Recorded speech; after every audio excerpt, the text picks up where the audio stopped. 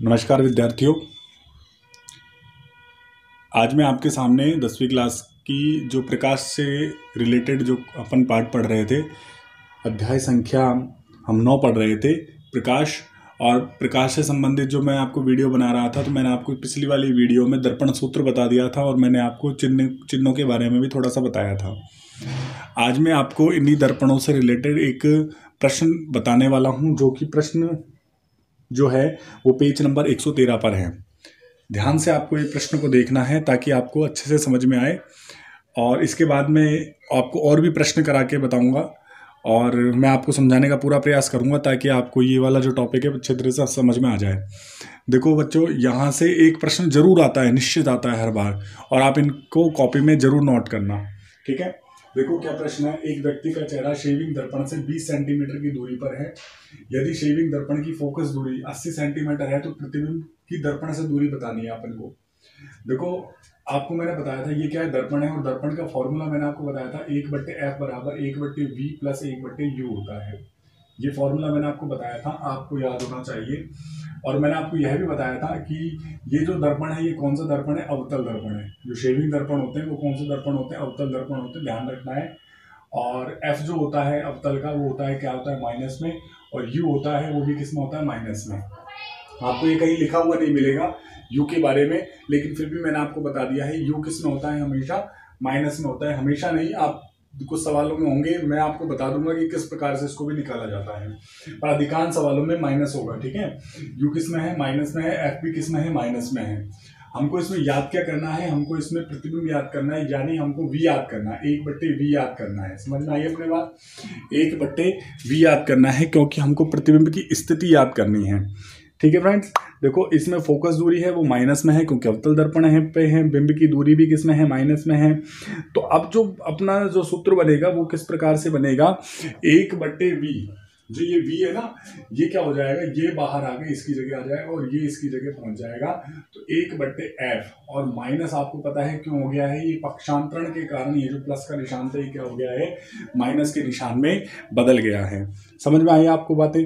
अब आप देखें ये जो u है, यहाँ पर ये जो u है ये भी किसमें है, माइनस में है, और ठीक है, ये जो u है ये भी माइनस में है, और ये जो f है ना ये भी माइनस में है, क्योंकि ये कौन सा दर्पण है, क्योंकि ये जो प्रतिबिंब है ये दर्पण पे बन रहा है, अवतल दर्पण पर। समझ में आ गई आपके, कौन से दर्पण पे बन रहा है, अवतल दर्पण पे प्रतिबिंब बन रहा है, ठीक है। अब ये भी माइनस का है।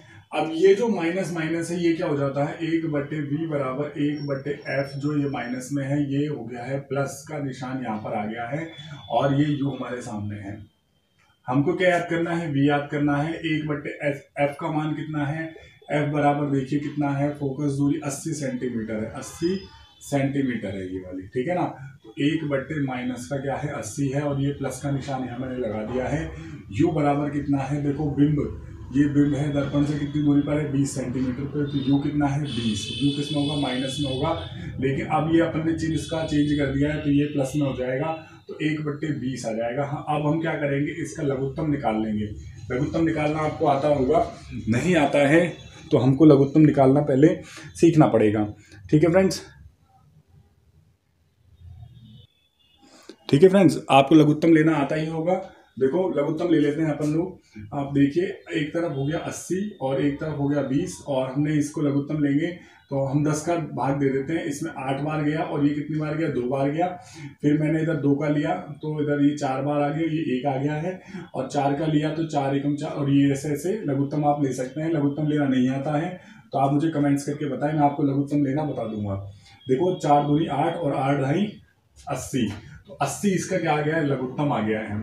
अब आप जानते हैं क्या करना है, 8 एकम 8, ठीक है, यानी 80 एकम 80, और गुणा 1 से करेंगे तो कितना आएगा, 1 आएगा। कितना आएगा, 1 आएगा, पर कैसा आएगा, माइनस का आएगा। और उसके बाद देखो प्लस का मैंने निशान लगा दिया, और 20 चौके 80, और 1 से इसको गुणा करते हैं तो कितना आता है, 4 आता है। अब माइनस का 1 और प्लस का जो 4 होता है, इसको जो अपन जोड़ते हैं तो आपको पता होना चाहिए 3/80 आएगा। कितना आएगा, 3/80 आएगा। आपको पता होना चाहिए जो बड़ी राशि पर संख्या होती है, यानी चिन्ह जो होता है वही अपन यहाँ लगाते हैं। तो यानी 1/v बराबर कितना होता है, 3/80 और v बराबर का मान अगर अपन निकालेंगे तो 80/3 कर देंगे। ये तो 1/v का मान था, और अगर अपन v का मान निकालेंगे तो 80 में 3 का भाग दे देंगे, और 80 में 3 का भाग देंगे, देखो 3 दूनी 6, 2 बच गए, और 3 अगर 2 बच गए, 3 दूनी 6, 2 बच रहे ना, और 20 ऊपर से आता है। देखो मैं इधर भाग देके बता देता हूँ आपको, 80 में 3 का भाग देते हैं तो 3 दूनी 6 आ गया है, और 2 ऊपर से आ गया है तो 3 6 18 होते हैं। तो फिर इसी प्रकार से ये क्रम चलता रहेगा। तो मैंने 26 पॉइंट और फिर 6-7, इसका मैंने एक आंसर निकाल लिया, 26.67 सेंटीमीटर पर हमको क्या मिलने वाला है, हमारा v मिलने वाला है। तो प्रतिबिंब की जो स्थिति होगी हमारी वो कितनी होगी, 26.67 होगी। किस में होगी, प्लस में होगी। किस में होगी, प्लस में वो मान आएगा।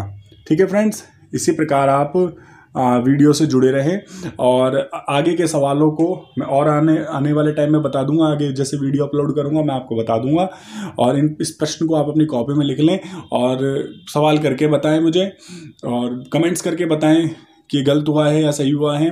मैं आपको अगली वीडियो में और नए सवालों के बारे में बताने वाला हूँ। आवर्धनता कैसे निकालते हैं और उत्तल दर्पण से संबंधित प्रश्नों के बारे में मैं बताऊँगा। धन्यवाद।